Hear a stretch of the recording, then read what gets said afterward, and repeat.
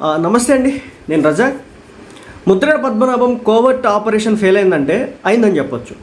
ఎందుకంటే మీ అందరికీ గుర్తుండే ఉంటుంది, ప్రజారాజ్యం గురించి మాట్లాడుకున్న ప్రతిసారి కూడా కోవర్ట్ ఆపరేషన్స్ ప్రజారాజ్యం పార్టీపై జరిగినాయి.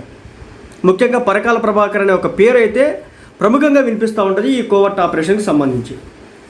సో ఇప్పుడు ఏంటంటే అలాంటి కోవర్ట్ ఆపరేషన్నే ముద్రగడ పద్మనాభం చేత వైసీపీ పార్టీ చేయించాలనుకుందా అంటే అవుననే తెలుస్తుంది. ఎందుకంటే పవన్ కళ్యాణ్ గారు ఇది గమనించే ముద్రగడ పద్మనాభాన్ని దగ్గరికి తీయలేదు.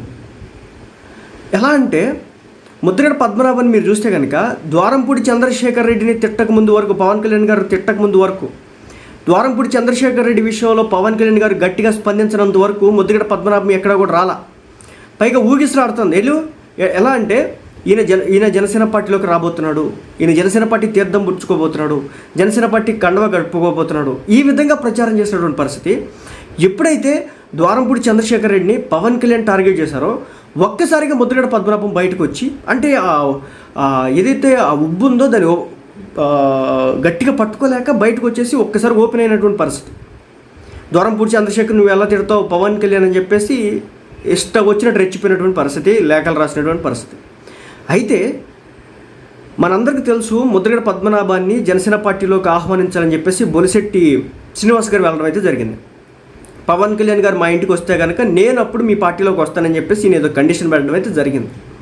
అయితే ఈయన కనుక నిజంగా పవన్ కళ్యాణ్ గారు ముద్రగడ పద్మనాభం గారి ఇంటికి వెళ్ళి ఆయన్ని ఆహ్వానించి పార్టీలోకి తీసుకొచ్చినట్టయితే కనుక తప్పనిసరిగా ఈ ఎలక్షన్స్ టైంలో ఎదురు తిరిగి పవన్ కళ్యాణ్ ఇన్ని సీట్లే తీసుకున్నాడు, పవన్ కళ్యాణ్ ఇంతమంది చేత పోటీ చేపిస్తున్నాడు, పవన్ కళ్యాణ్ టీడీపీ పార్టీ నాయకుల్ని పార్టీలోకి పిలిపించుకొని టికెట్లు వేస్తున్నాడు, పవన్ కళ్యాణ్కి రాజకీయాలు చేయడం చేత కాదు, పవన్ కళ్యాణ్ అది చేస్తున్నాడు, పవన్ కళ్యాణ్ పార్టీ నాశనం చేస్తున్నాడు, పవన్ కళ్యాణ్ ఇది చేస్తున్నాడు అని చెప్పేసి రోజుకు ఒకసారి ప్రెస్ మీట్ పెట్టి దుమ్మెత్తిపోసేటటువంటి పరిస్థితి వచ్చింది.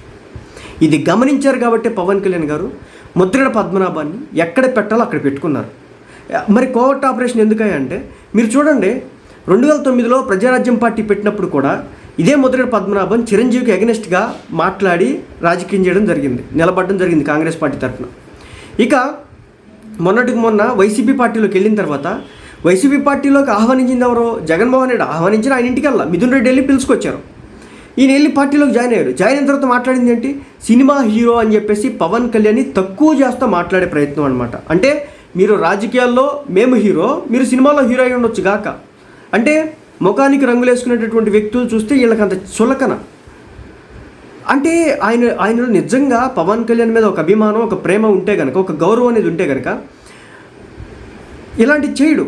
కానీ అలా చేశారంటే అర్థం ఏంటి, నిజంగా పవన్ కళ్యాణ్ గారు ముందు తెలుసుకున్నారు కాబట్టి, ఆయన తొందర పడలేదు కాబట్టే ఈ రోజున సేఫ్ అయ్యారు. లేదంటే కనుక ఎగ్జాక్ట్గా ఎలక్షన్స్ టైంలో బయటకు వచ్చి, ఇంతకుముందు చెప్పాను కదా ఇవే జరిగాయి. ఏమనంటే పవన్ కళ్యాణ్ రాజకీయం చేయడం చేత కావట్లేదు, పవన్ కళ్యాణ్ టీడీపీ జెండా మోయడానికి చేస్తున్నాడు, పవన్ కళ్యాణ్కి ఆ నాయకత్వం తెలియదు, ఇలాంటి ప్రేలాపనలు పెరిగేటటువంటి పరిస్థితి అయితే వచ్చిండేది. సో మొత్తానికి పవన్ కళ్యాణ్ గారు తెలుసుకున్నారు కాబట్టి ముద్రగడ పద్మనాభం విషయంలో చాలా జాగ్రత్తగా అడుగులు వేయడం జరిగింది.